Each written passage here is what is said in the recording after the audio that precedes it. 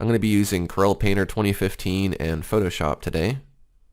We'll go ahead and start with the oval selection tool. If you hold Alt and Shift while you draw with this tool, you can get a perfect circle that draws from the center.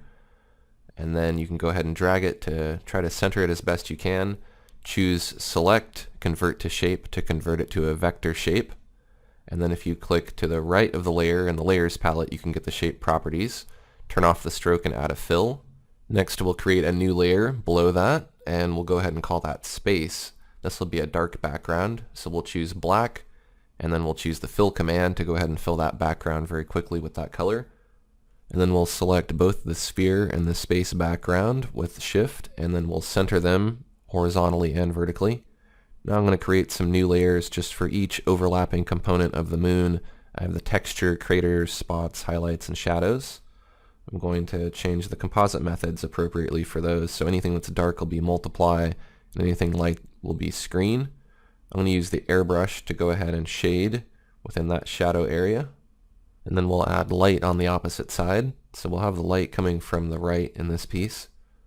I'm going to go ahead and merge those layers together and blend them with a large diffuse blur blender. Next I'm going to select one of the ink brushes that's called Ink Drops, and I'm going to use a dark gray color to just add in some little ink drops by tapping with my stylus pen here. This is a really interesting brush because you can add ink and subtract ink in a really organic way, so I'm just kind of going through and tapping in some little spots here. There's also a subtractive version of this brush called Graphic Bristle Resist, and that will eat away at the ink.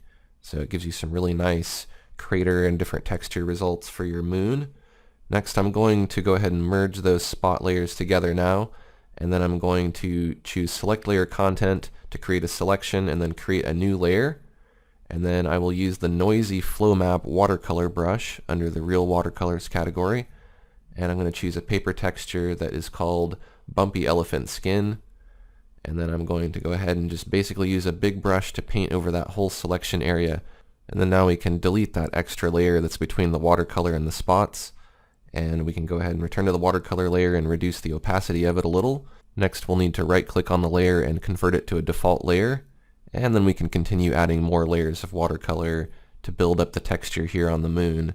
This gives you some really interesting effects. When you're finished adding texture, you can go ahead and merge all those layers down with Control E. And then I'm going to blend with the Coarse Smear Blender Jitter brush. I'm going to go ahead and duplicate that layer and add a mask to the topmost layer. I'll select black, and then I'll select the Square Chalk brush.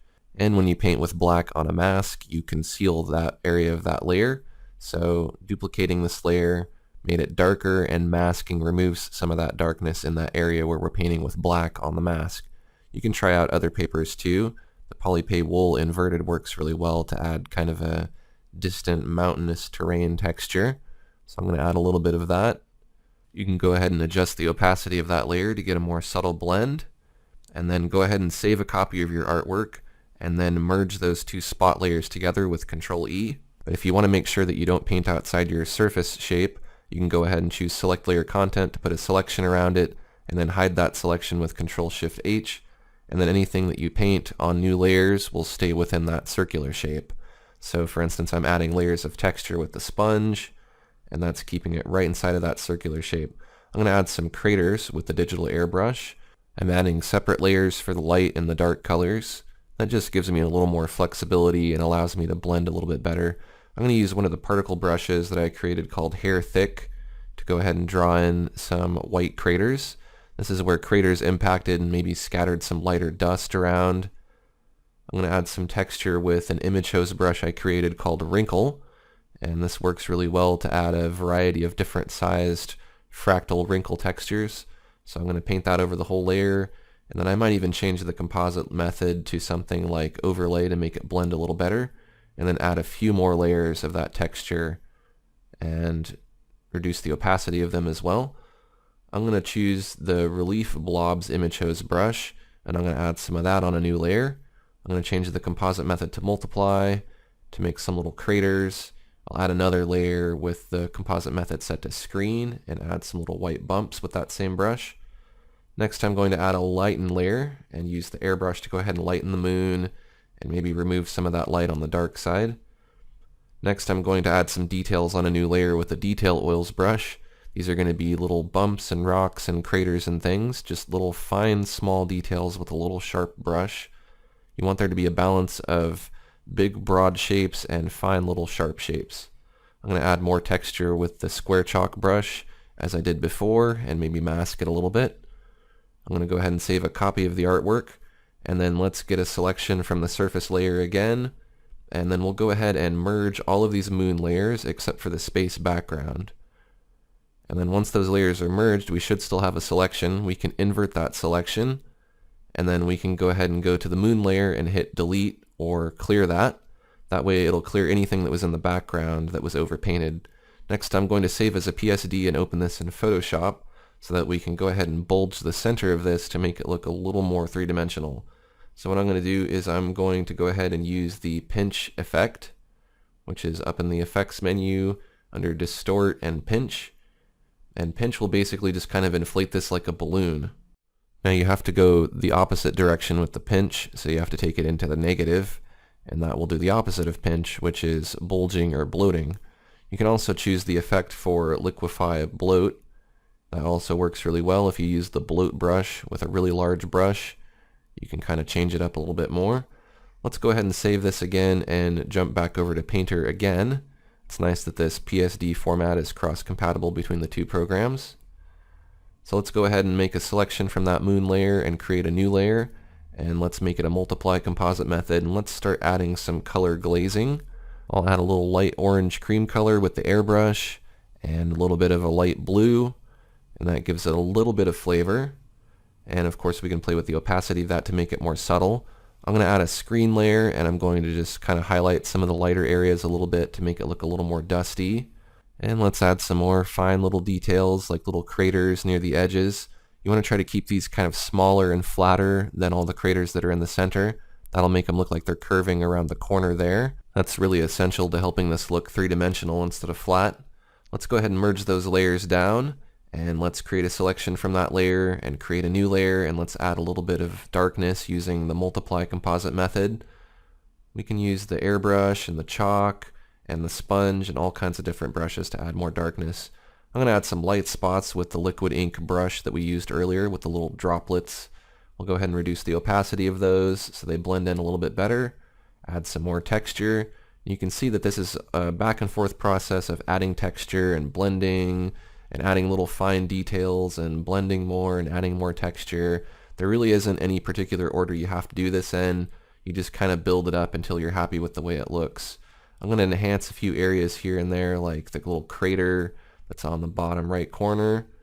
And then I'm going to save as a PSD again and go back into Photoshop. And let's add some focal blurring so that the edges get blurry as the moon moves away from us in three-dimensional space.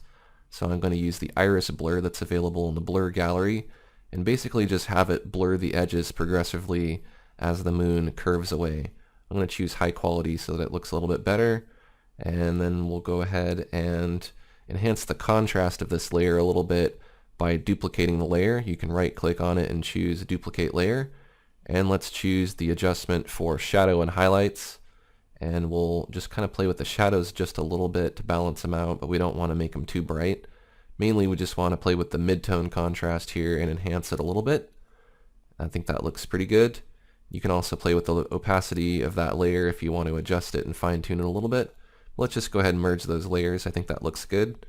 And then we can go ahead and save a copy of our artwork as a PSD again and bring it back into Painter so that we can keep working on it. And you can see I like to work back and forth between Painter and Photoshop because Photoshop works really good for all the little effects that Painter can't do, and Painter's much better at doing painting, so it's nice to use the right tool for the right job. I'm going to add some more color glazing on a new layer, and I'm making sure to always make sure that my paint stays within that selection by using select layer content on that main moon shape there. I'm going to go ahead and merge all the layers down again, and I'm going to duplicate that layer and set it to overlay and then blur that layer a little bit with effects focus soften, and that'll give it a nice soft focus effect. I'm going to go ahead and reduce the opacity of that layer a little bit to blend it in so it's not too dark. I think that looks pretty good. You can always do a little before and after by clicking on the eyeball there. And now the contrast is enhanced and it looks a little more dramatic. I think that works pretty well, but You don't always have to do these little effects that I add to my pieces. I think they help the piece, but sometimes if you do too many effects, it gets a little out of control. Let's add some stars to the background using the pepper spray brush. I'm going to start with a feature of 1 and incrementally move it larger and larger to add more and more stars. Let's go ahead and blur those stars with effects soften. And we don't want to blur them too much, but we do need to blur them a little bit. If the moon is blurred, the background needs to be blurred as well. So just try to get it to kind of balance out visually there. I think that setting looks pretty good. And let's go ahead and create a new layer and use the glow brush to enhance just a few of those stars to make them glow. Those will be maybe some planets or bigger stars, closer stars. Let's use that same glow brush on a new layer set to screen, and let's glow the edge of the moon where it's facing the light as well. And let's add a little bit of color on a new layer to the background just to kind of make it less black and a little more flavored. I use some blue and purple and green. Go ahead and save a copy of your artwork and then flatten all of your layers. And now we can go ahead and add a layer on top for some dark blue shading on a multiply layer. We'll add a little bit of orange on the brighter side, and that just gives it a nice kind of color shift where it's lighter on one side and darker on the other. And if you reduce the layer opacity until you get a subtle blend, you'll have something that looks like a pretty cool moon.